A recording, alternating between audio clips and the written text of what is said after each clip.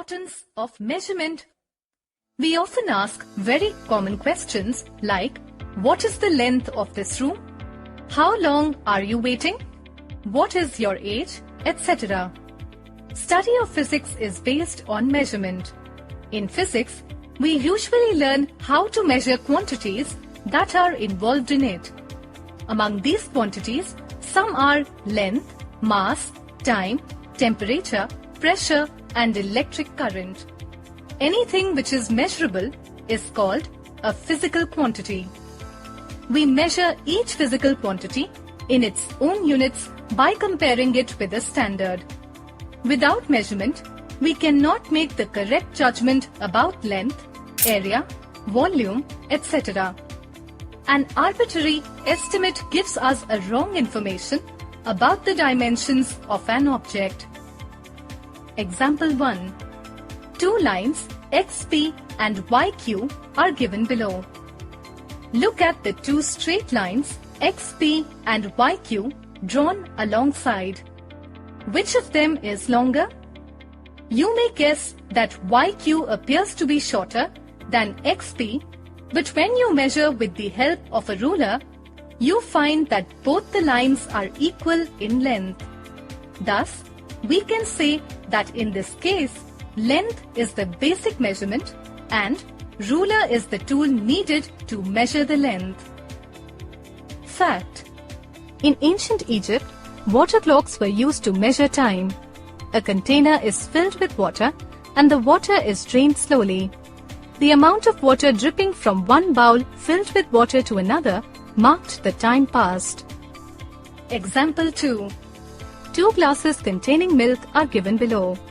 In the above figure, two glasses contain milk. It is difficult to guess which glass contains more milk. We can only tell it with the help of measurement. Some other examples. 1. A vegetable vendor sells vegetables, fruits, etc. by measuring their mass. 2. A carpenter measures the length and breadth of the wood before giving it the shape of a door. Think, what will happen if he does it without proper measurement? 3. You take the help of a clock to reach school on time. 4. A doctor checks the fever of the patient by measuring the body temperature. 5. A milkman measures the quantity, volume of milk before selling it. From the above examples, we see that measurement is an integral part of our daily life. In this chapter, we will learn to measure length, mass, time, and temperature. Need for accurate measurement.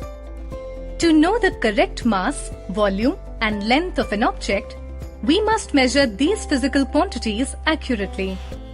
We purchase milk by volume, cloth by length, floor tiles by area, timber wood by volume, and fruits and vegetables by mass. In the same way, each and every component of a machine should have high degree of accuracy of measurement. What would happen if each part of a machine has its own standard of measurement? Components of a machine are manufactured at different places. If each component is different in measurement, there will be a difficulty in assembling the machine. To remove all such difficulties, measurements are controlled very accurately. The water tap you bring from the market fits into any pipe of its measurement. This could not have been possible without a control on the accuracy of measurements. Expensive metals like gold, silver, and platinum are weighed extremely accurately. Often, errors occur while measuring, hence various methods are used to minimize and correct the errors. More the number of observations, less will be the possibility of errors. The error in measurement inside a laboratory can be minimized by taking average of measurements. The average can be given as average is equal to sum of observations divided by number of observations. Thus, measurement can be defined as the comparison of an unknown quantity with a known standard quantity. Approximation in measurement. In our daily life, sometimes we need only approximate, near to accurate measurement. The approximate estimation is a quicker judgment about any measurement. Examples: 1. We add salt in vegetables by a quick judgment or approximation. 2. Painter paints the wall by mixing an approximate quantity of water. 3. We add sugar in a glass of milk by an approximate estimation. Hence, we can say that approximation is the rough idea about the measurement of a physical quantity. They are not accurate measurements, but quite near to the correct measurements. Units of measurement. Measurement requires the comparison of an unknown quantity with some known fixed quantity of the same kind. This known fixed quantity is called the unit. Each and every measurement consists of two parts. 1. A number called numerical value. 2. A symbol or alphabet that denotes the unit associated with it. Examples: 1. When we say quantity of tomato is 5 kilograms, then 5 is the numerical value and kilogram is the unit of mass. 2. If the amount of milk is 4 liter, then 4 is the numerical value and liter is the unit of volume.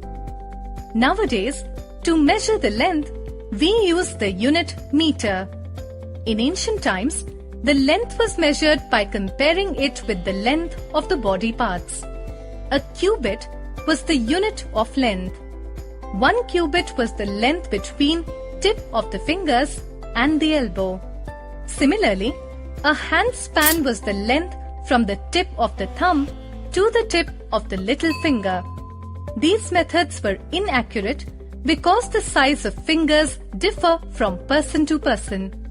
In the same way, one cannot use a glass to measure the exact volume of the liquid.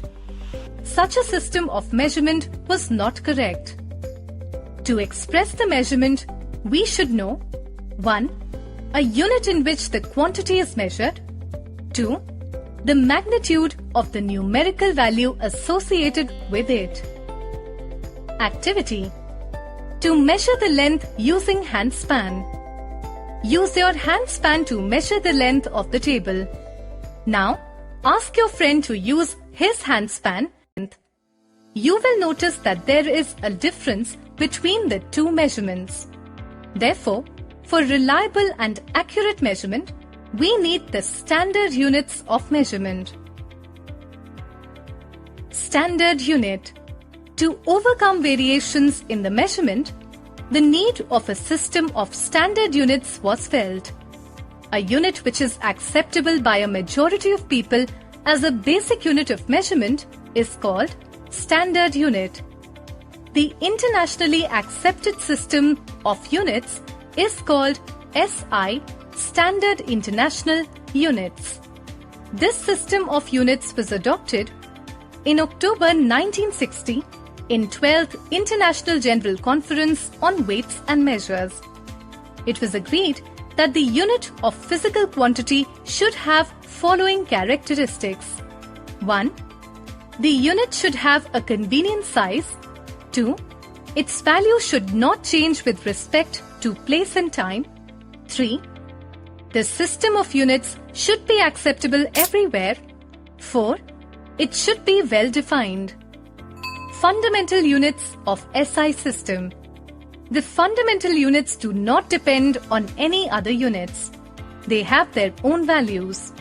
The SI system has 7 fundamental units which are given below. Table: the base quantities of the SI system of units. Quantity, unit, symbol. Length, meter, m. Mass, kilogram, kg. Time, second, s. Electric current, ampere, A. Temperature, Kelvin, K. Luminous intensity, candela, CD. Amount of a substance, mole, MOL. In our country, National Physical Laboratory, NPL, situated in New Delhi is authorized to maintain the national standards for all the basic units